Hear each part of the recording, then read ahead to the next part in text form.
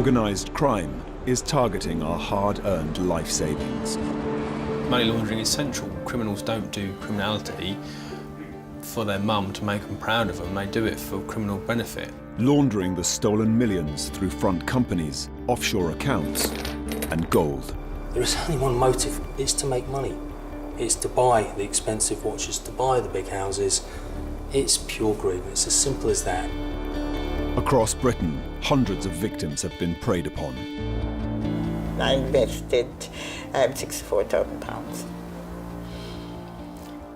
Instead of giving, my money to men like that, I could have,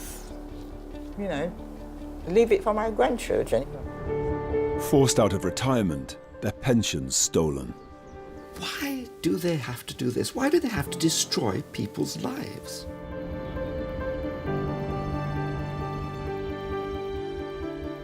Evidentially, this is gold dust. It shows that he is one of the people in charge of this criminal organisation. They have the victim's money in their possession. They're controlling it, they're moving it, they're cleaning it, and effectively, they have the victim's blood on their hands. The City of London Police tackle some of Britain's biggest money launderers, trying to take the profit out of fraud. He's got the ability to disappear, use false identities. It all needs to be in place before we go in the door. Someone moving fast up there. Open the door! It's the police! You've got 30 seconds! You are under arrest on suspicion of conspiracy to defraud. This is just fantastic, isn't it? This is how criminals get rid of their money.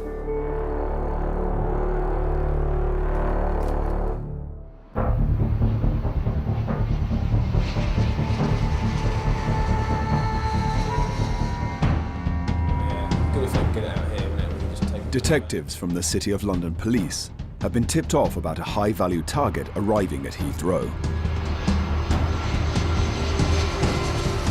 47-year-old Ian MacDonald, one of Britain's biggest money launderers, is transiting onto Spain. We've been looking for him for about 6 months now. We don't even know where he was. We thought he might be in Spain, but we had no information to say where he was. So it's just through luck that we've managed to find that he's on a plane. We're aware that he's had about $15 million paid through his accounts, which are all proceeds from various frauds. It's all come from UK investors who believe they're investing in US shares, which are all fraudulent, none of them exist.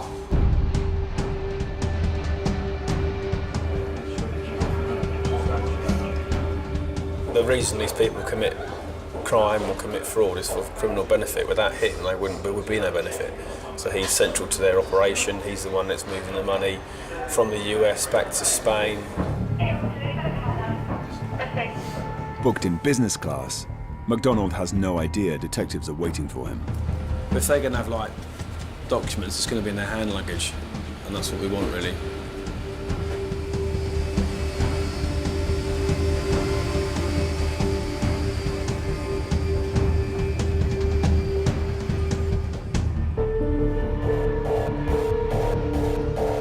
Carl.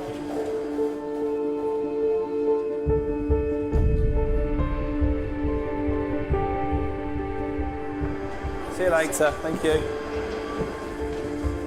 An ex-Marine, MacDonald is unfazed at being greeted by armed police. Yes, mate. You're a celebrity. Just stop here, guys. Mr. Donald, have we nicked him yet? Yeah. You don't have to say anything, but it may not be things we'll make full questions something later on in court. We're going to handcuff you. All we're doing is a section 32 search. The man travelling with MacDonald, David Downs, is also arrested. Hours earlier, both were spotted in a Canadian bank, trying to move $1.4 million offshore. Come on, mate.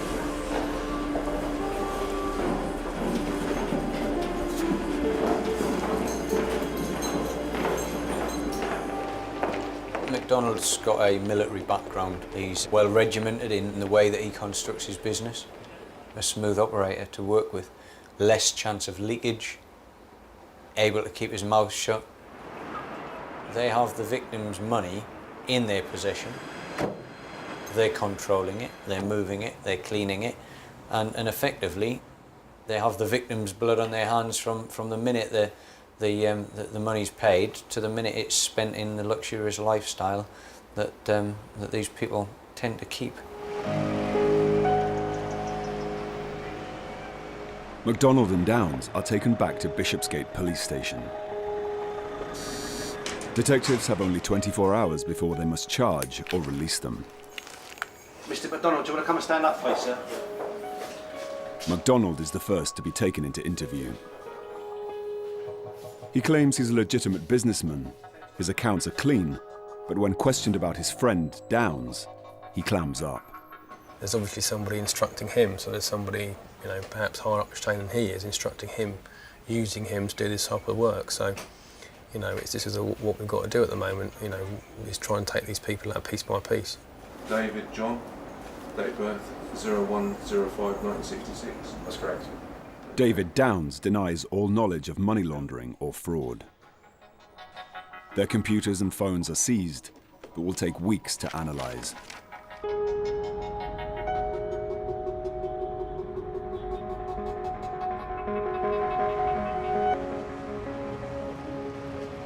MacDonald has been bailed. We've taken his passport. We've restricted his movements, preventing him from travelling. I'm a bit frustrated that he's been able to walk out of the police station, but unfortunately that's nothing that my officers can do. We've just got to take that on the chin and carry on. Whether he ever returns to the police station, unfortunately, I'm not so certain about. David Downs is also let out on bail. By strategically targeting the major money launderers, the City of London Police aim to take the profit out of fraud. It causes real harm on a large scale. Make no mistake, this affects people's lives. People's lives can be destroyed by this. Money that they've set aside for those years when they can no longer work, having worked all their lives, is gone in an instant. Imagine if that was you or that was me. What would you do? Where would you turn? Everything is gone.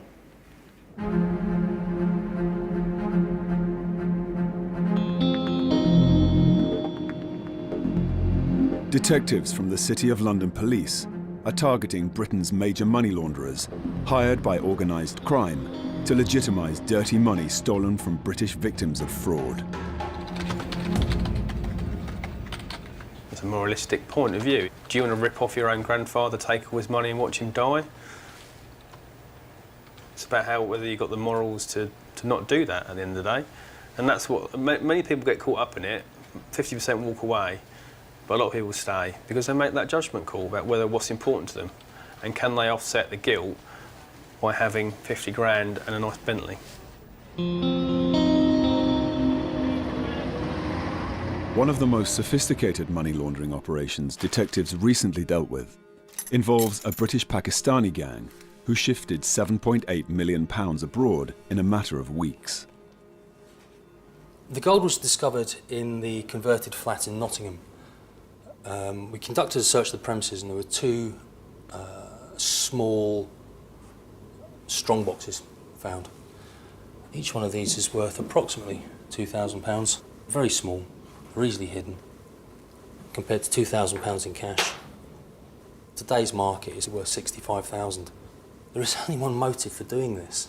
There's only one motive for organised criminal gangs running this kind of operation. It's to make money. It's to buy the expensive watches, to buy the big houses. It's pure greed. It's as simple as that. And it's nothing more complicated than that. The gang stole their £7.8 million in an expertly planned and executed fraud. They targeted a respectable firm of solicitors, specialising in arranging mortgages, who had a high credit rating with Britain's major banks. They took over the company and utilised its reputation to access funds quickly. In my experience, this is one of the most significant mortgage frauds that we've dealt with in the last 5 years. The gang were very, very skillful and very capable in pulling this off. They set out to defraud the banks of many, many millions of pounds.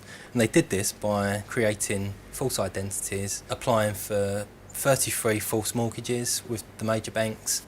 But the real scam was there was no property, there were no clients, and the solicitors firm sign off the certificates of title and the banks remit the money to the fraudsters. In just 12 weeks, the banks transferred £7.8 million to the solicitors. The fraudsters laundered it through hundreds of fictitious companies. Basically shows all of the accounts that where money was paid in, or the mortgages where money was paid in, and then all of the transactions that were undertaken by the fraudsters to launder the money through numerous different companies. On the 12th of November, they bought in Thurleston Avenue, Ilford, for $326,000. The same day, $168,000 goes out, $51,000 goes out, $117,000 goes out. So it's in and out. By following the bank accounts, detectives identified and arrested 4 gang members responsible for laundering the cash. I think at the end of the day we had over 1,000 accounts that can be attributed to these 4 individuals, which showed a very involved and complex network to launder the money out through these avenues. What we're seeing is a new sort of criminal coming out, far more involved in complex financial crime rather than sort of old-fashioned crime as it was, like burglaries and robberies. Yeah. The £7.8 million disappeared out of the UK. The criminal mastermind who bought the solicitors was never traced. The man behind it all was a man called Mamud Ali. Ali was the solicitor who signed all 33 mortgage applications, so title transfers. Added to that, we know that he provided false details to set up a bank account. One of the problems was that Ali, at the end of this, totally disappeared. There's no doubt Mr. Ali knows that we're after him, but you know, it's typical of fraudsters. He thinks he's bomb-proof. He thinks he's got away with it. You know, he may feel that the heat's off.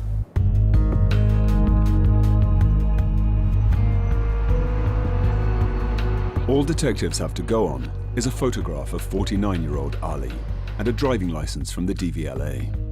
But today, they make a major discovery. Okay then, guys. Operation Houndstooth. There's been developments in relation to information. We are most wanted, Mamud Ali. Doug, do you want to talk us through the DVLA links that we've identified? Yeah, he's informed the DVLA that his name's changed. They've sent out a driving licence in the new details. He then informs them that he's lost that driving licence, so they send out a duplicate. So now he's holding 2 driving licences in the same name. Right, so how many driving licences do we believe he's got? 9 driving licences in total, bearing 2 photographs of the same bloke with 2 different dates of birth. After 2 years in hiding, the architect of the fraud, known as Mamud Ali, has slipped up, giving the DVLA his real name, Mohammed Yunus, and his new address in Croydon. Right, so we can link this guy Yunus, this identity Yunus, from the Croydon address directly to our Mr. Ali, who we're after, who we believe is the mastermind of this mortgage fraud. Yeah. If he got wind that we were onto him, I've got no doubt that he would be gone, he would flee. We know he's got links to Pakistan, and to be honest with you, I'm quite surprised that the guy is still residing in the southeast. It just shows you how sort of arrogant the individual is.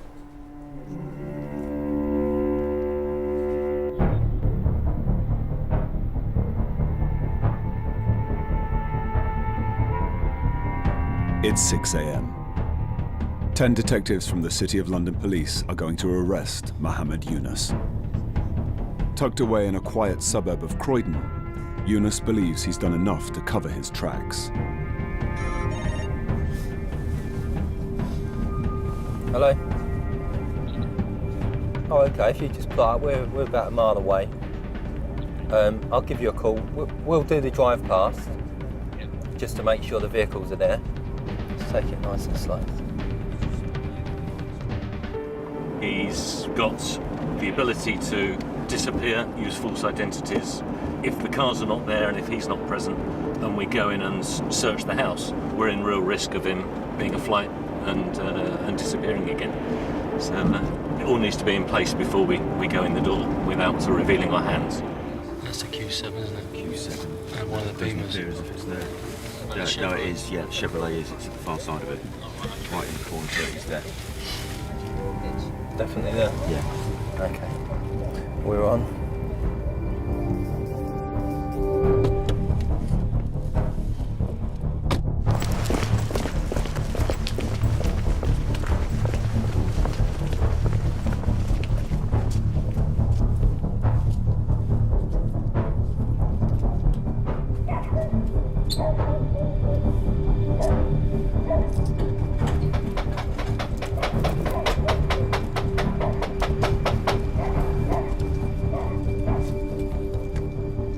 Open the door, it's the police.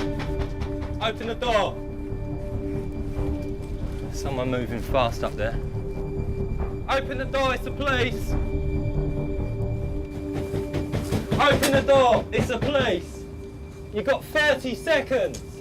Open the door. Hello there, my name's Perry Stokes. I'm a DI in the City of London Police.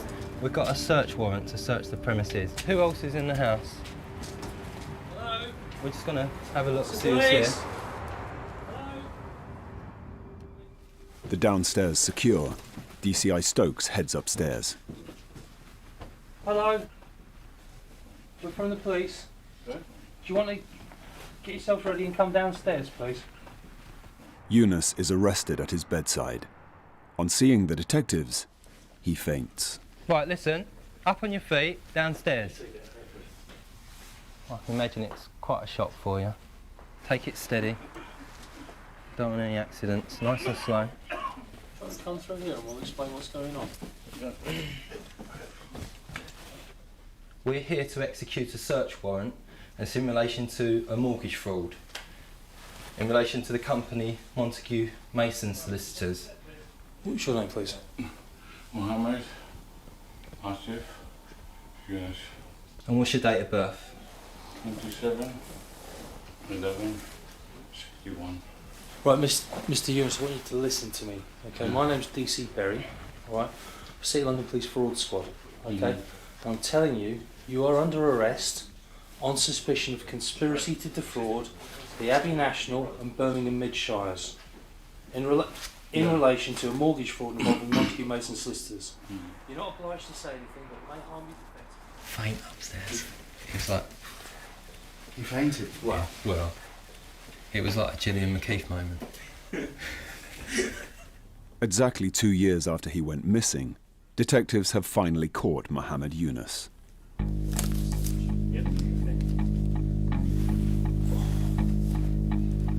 They begin a thorough search of the 6-bedroom house.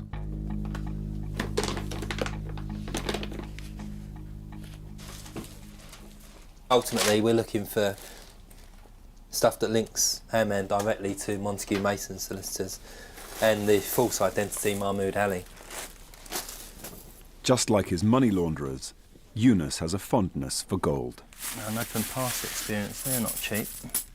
Very expensive, quite probably purchased with the bank's stolen money. Yunus is a prolific identity fraudster. Several bank cards in false names are found. Most importantly, there is one in the name of Mamud Ali, the identity he used to commit the fraud. Mr. M. Ali? Yes, our man, Mahmoud. Habib Bank? Habib Bank, we've got some transactions going to Habib Bank. I'm sure Yeah, we've got from the money original job. going from Habib Bank to Pakistan. With multiple identities on the go at once, Yunus had to be organised to help him remember which identity was which. It's interesting though that he's still walking around with the identities in his wallet. So that's And his it was- current wallet, isn't it? Yeah, one side was Sheikh and one side was Yunus. So he's got to remember So he's who got he them, is. yeah. He is well and truly screwed. Yunus is a master at concealing his wealth, but he couldn't help splashing out on the fraudster's badge of honour. Top of the wardrobe. And a Rolex box.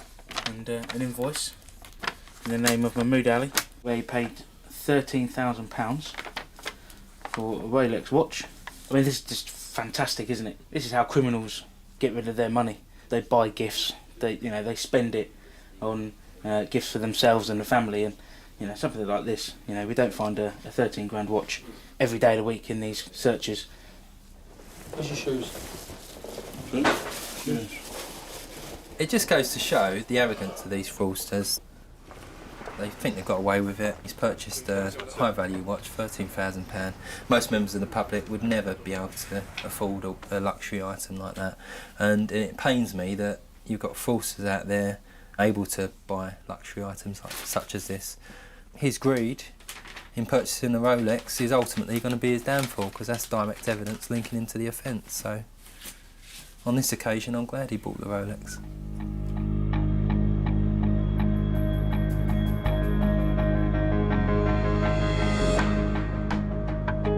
Detectives from the City of London Police have arrested the mastermind behind a £7.8 million mortgage fraud and money laundering operation. Mohammed Yunus took over a firm of solicitors and conned several major banks into paying out millions of pounds in mortgages on properties he didn't own. Okay, what's the offence? Conspiracy to defraud £7.8 million. Detectives suspect he laundered the £7.8 million profit back to Pakistan. They have seized a gold Rolex worth £13,000 and evidence of his multiple identities. Money laundering is central. Criminals don't do criminality for their mum to make them proud of them. They do it for criminal benefit. They do it for fast cars, property, wealth. Is it the first time you've been in police detention? Mm-hmm. Hopefully last. Mohammed Yunus has some tough questions to answer about the solicitors, Montague Masons, and the false identity, Mamud Ali, that he used to commit the fraud. Right, where are we? He states that he's never heard of Montague Mason. First he knew about it was when he was arrested. He's never heard of Mamud Ali, the case of mistaken identity, and we're completely wrong. So he's a completely innocent person who's never heard of Montague Mason solicitors. Okay. Shall I go then, shall we? Which is what his solicitor said, actually. He says, right, you're going to let him go. I says, that's my case, Scrooge, you've just done me. You're too good. Okay, so that was just a first account. Let's just get his lies on tape. Can you take your belt off for me, please? Detectives have just 18 hours to charge or release Yunus. Shoes off for me. An expert at using his multiple identities to evade the authorities, they fear, if released, he could disappear forever. She got no other property on him, no jewellery, nothing. A check on a Habib bank card seized from Yunus's home is the crucial breakthrough. It ties him directly to the firm of solicitors, Montague Masons. The weight of evidence against 49-year-old Mohammed Yunus is overwhelming. The image that is projected today is a meek old man, quite frail. Okay, sit nice and still. The Mahmoud Ali I know is very intelligent. He has manipulated a number of individuals to enable him to commit fraud. In my experience, he's up there with the best of them, but he's slipped up. Right, Mr. Yunus, I'm going to be charging you with 2 offences now. Conspiracy to defraud under Common Law Act. You conspired together with other persons unknown to defraud by dishonestly making fraudulent mortgage applications containing false information. Is there any comments you wish to make after charge? Who are these people? So you're saying, who are these people? I've got nothing to do with it. Right, okay. I don't know any of these people. I don't know any of these.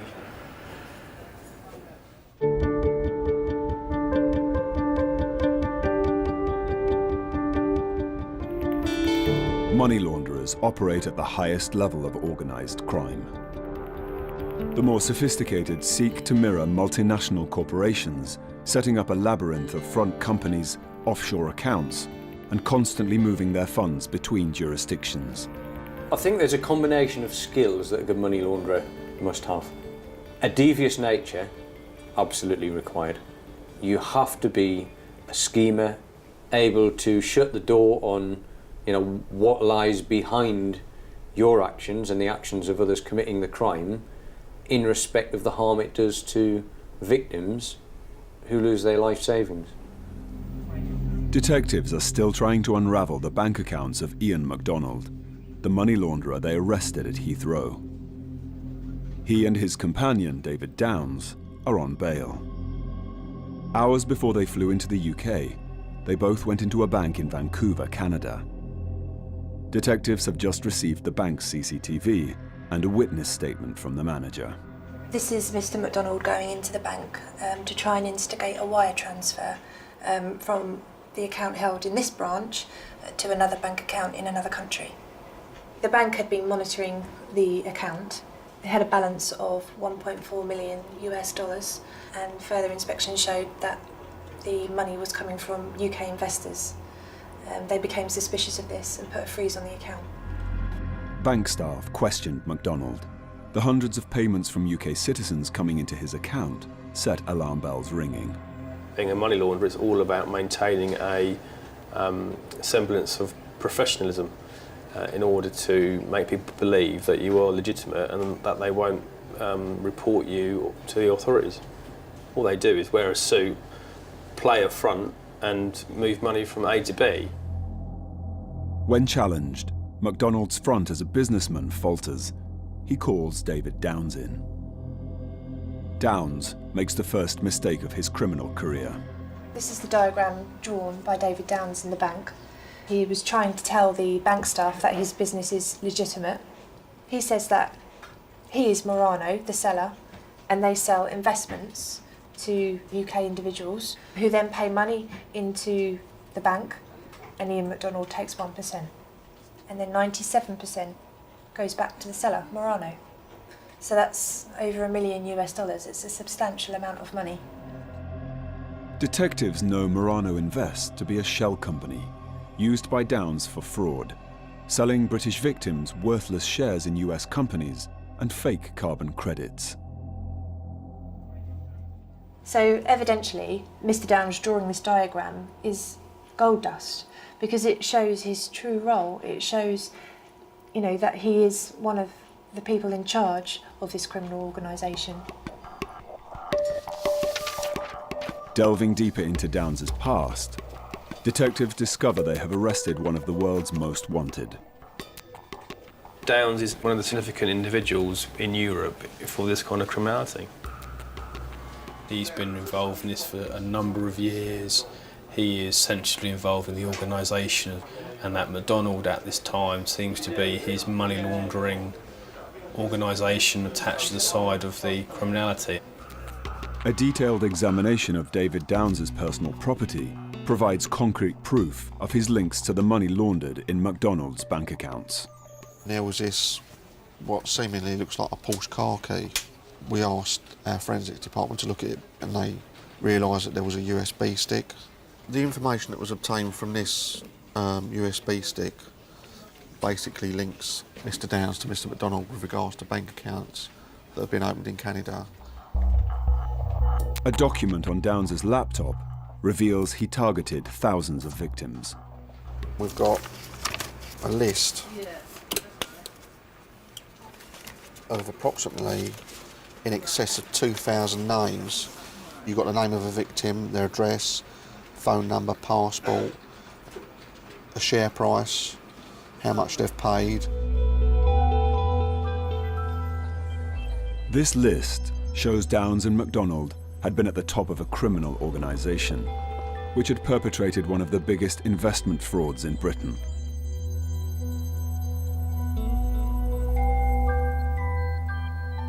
Their victims come from every corner of Britain and every walk of life. 73-year-old Nelsine Green is a retired nurse and midwife. She was hoping to provide a better future for her 3 children and 2 grandchildren. Between 2009 and 2010, I invested £64,000. That is money that we saved up over our life working. Money that I work hard for, yeah. That was most of my money. Nelsine is a victim of one of Downs's boiler rooms. she was cold called and pressurized into buying shares by a criminal gang masquerading as city investment brokers. These men are so clever. And as I say, they know about share dealing. They use technical terms that probably they know that you don't understand. They're looking for people at a certain age. They're looking for people that were inexperienced about share dealing, and so that they could manipulate them into the way they want to manipulate them. When Nelsine asked to cash in her shares, she was told to pay a 30% tax. When she refused, the phone calls stopped and her money disappeared. Very disheartened, down. I felt really awful for a long time, where I would go to bed and, you know, just lie there and you can't sleep. You think about it and you're thinking that this is a lot of money that I've just chucked down the drain. What annoys me too, I've got 2 grandchildren. They're very bright children. Instead of giving, you know, my money to men like that, you know, I could have, you know, leave it for my grandchildren.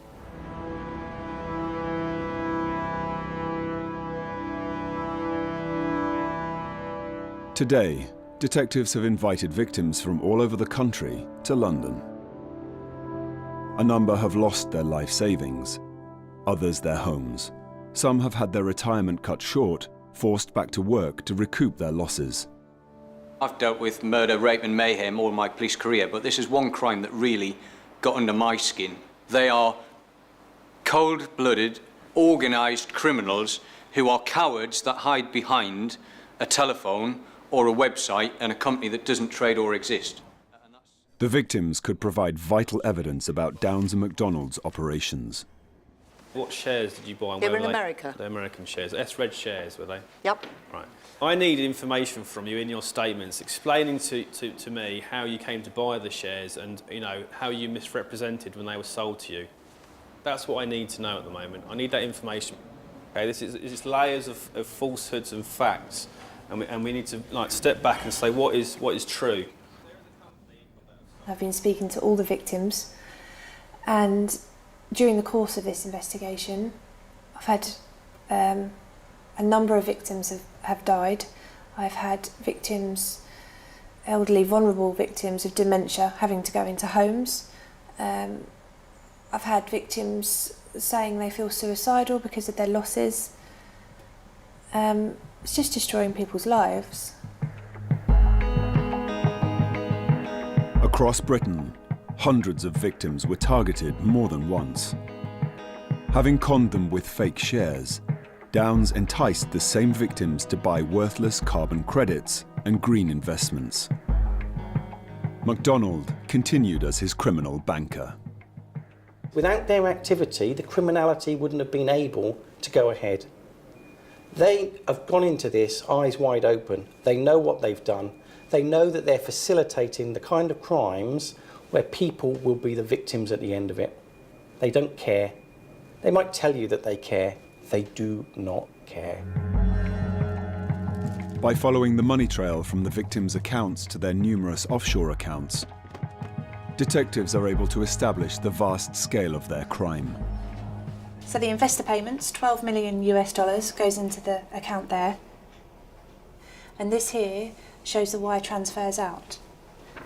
And there are 10 other accounts controlled by Ian MacDonald, and it's the same story. And the total amount of money that's gone through these accounts amounts to around 27 million. So both Ian MacDonald and David Downs make a substantial amount of money as a result of this fraud.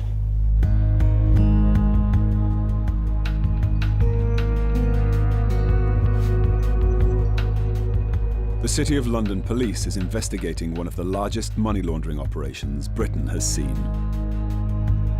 A global criminal network run by David Downs and Ian MacDonald laundered £18 million from British victims of fraud. The scale of Downs and MacDonald's criminality is huge. It can be compared with the best. It amounts to millions and millions of pounds. An analysis of Downes's 2 phones reveals how both men flaunted their wealth. We know that they travelled the world. They travelled business class. They had nice cars, Jaguars, Porsches, nice clothes, Hugo Boss suits, Rolex watches, luxury villas. These pictures were taken whilst they were in Canada, which was just before they were arrested. Obviously they travelled around in a limousine. So you can see here they're looking very happy, enjoying their luxurious lives.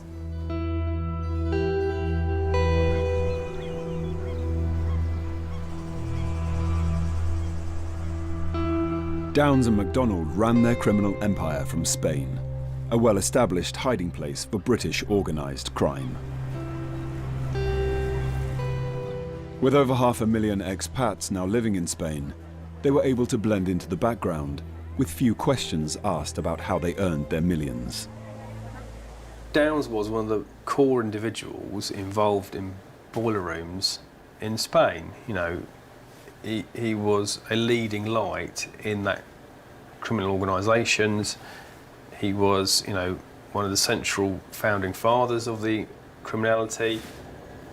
He was central to the organisation. An item seized from MacDonald's home in Spain shows his wealth and arrogance. This is a copy of a cashier's cheque that was found in Ian MacDonald's home address in Spain. It's for just over $1 million US dollars. A trophy for his success in defrauding hundreds, maybe thousands of UK investors.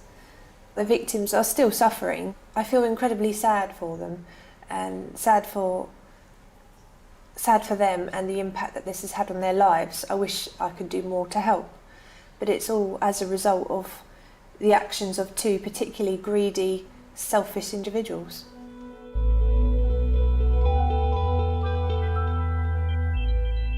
For victims who are retired, the chances of ever regaining the money they've lost are slim. 68-year-old Dr. Peter Greenhalgh and his wife, Mary, invested £250,000 into one of Downes's green investment frauds. What really puzzles me is the psychology of these people. These are highly intelligent people. The whole thing was so cleverly done. They're clever enough to run decent businesses, to make money honestly.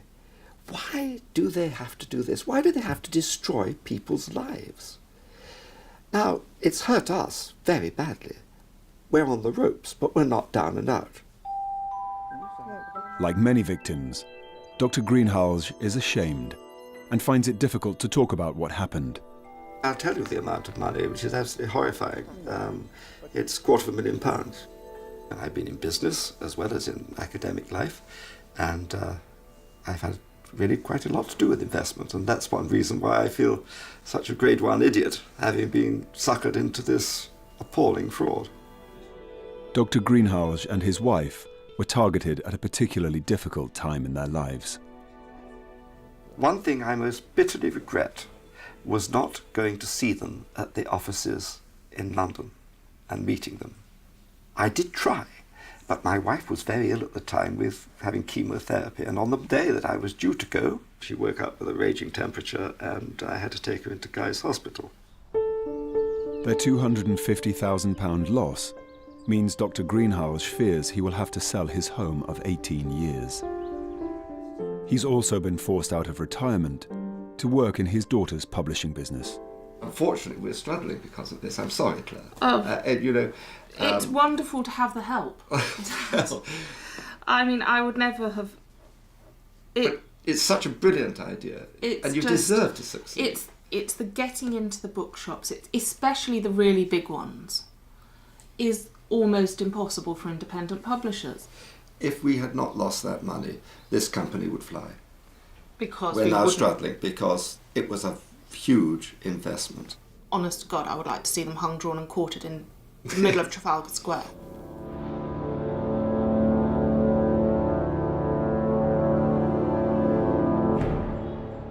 Downes and MacDonald's multi-million-pound money laundering operation could have gone unchecked for years, but for the intervention of the Canadian bank freezing some of their funds.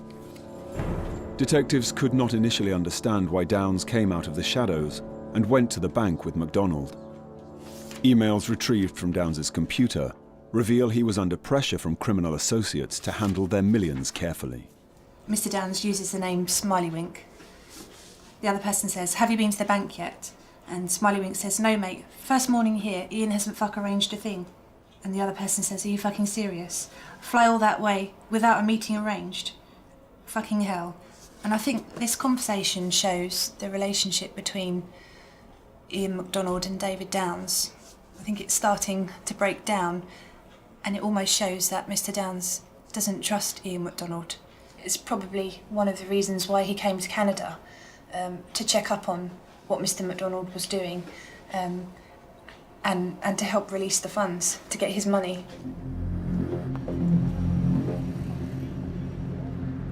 Six months after their arrest at Heathrow Airport, detectives now have sufficient evidence to charge David Downs and Ian MacDonald. Morning. How you doing?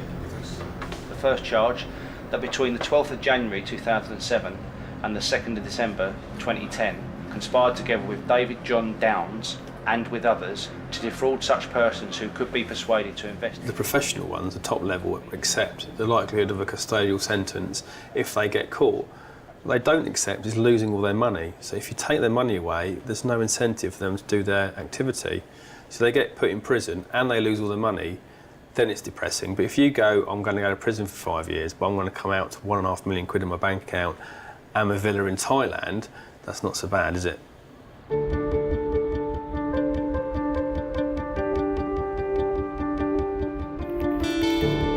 In December 2012, before the case goes to court, David Downs does a deal.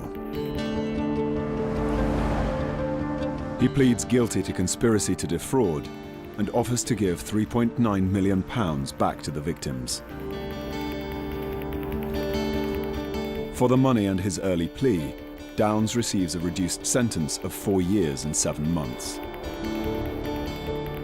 Ian MacDonald chooses to be judged by a jury.